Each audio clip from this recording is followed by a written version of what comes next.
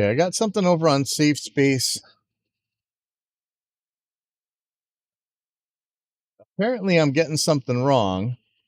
That we're talking about XLR cable testing and how music won't work as a valid source for a null test. And to me, a null test, even nothing as a null test would work fine. So I just want to read a response to me and see why I'm getting it wrong. Because I said, so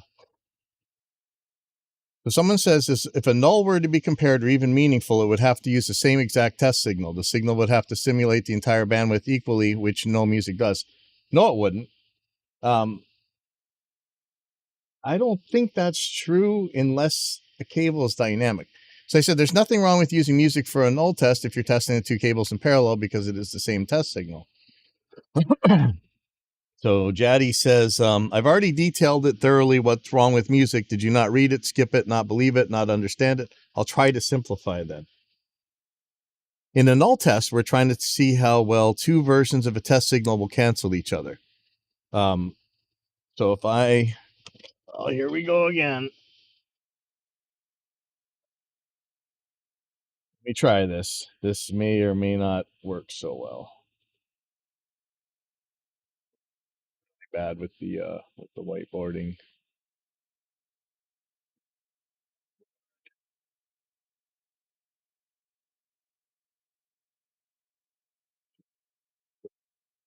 Say I have a signal here, and then it's going to this cable, and it's also going to that cable. And we want to look at the output. And in this one, I'm gonna have a polarity switch. So it's gonna knock it out of phase, out of polarity or whatever. So when the signal comes out, this one will still be the same polarity. This one will be like that. And when you put them back together, you get nothing, right? Or you should, if they're exactly identical.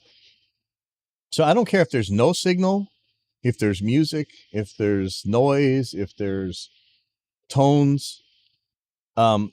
It makes sense that, yes, you have to have a full bandwidth signal in order to really see if it's the same at all ends, but you can still see if the cable's going to make any major difference to the passband signal, which music covers.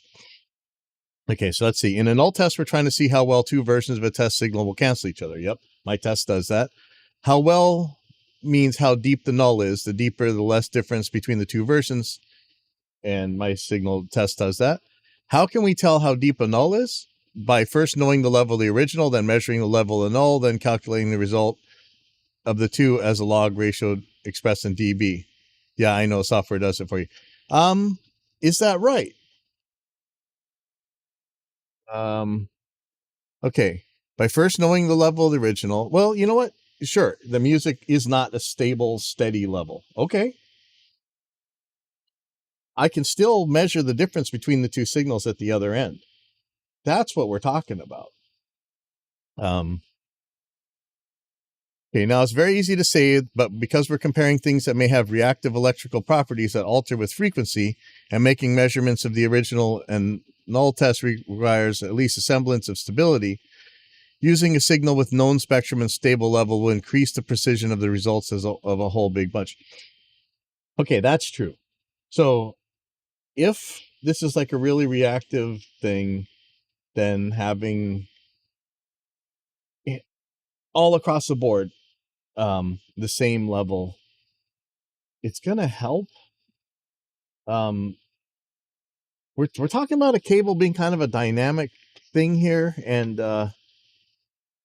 are we really reactive at that level? I think technically I'm probably wrong, and this is right. I mean, if we want to get down into the crazy nitty gritty, I mean, we're talking about music, so it really only matters what's going to flip on the music.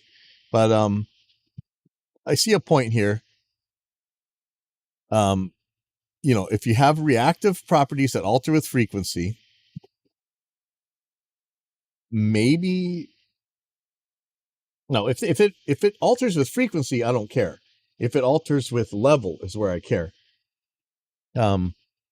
But I'm not sure he's technically correct. Conversely, using a signal that continually varies in both spectrum and level can result in rather large variations in the ratio. Fine, good. We want to see differences, especially since observing both the original and result at the same time is difficult for mortal humans. No, it's not. No, it's not. We're just looking at the output. In fact, we can record this.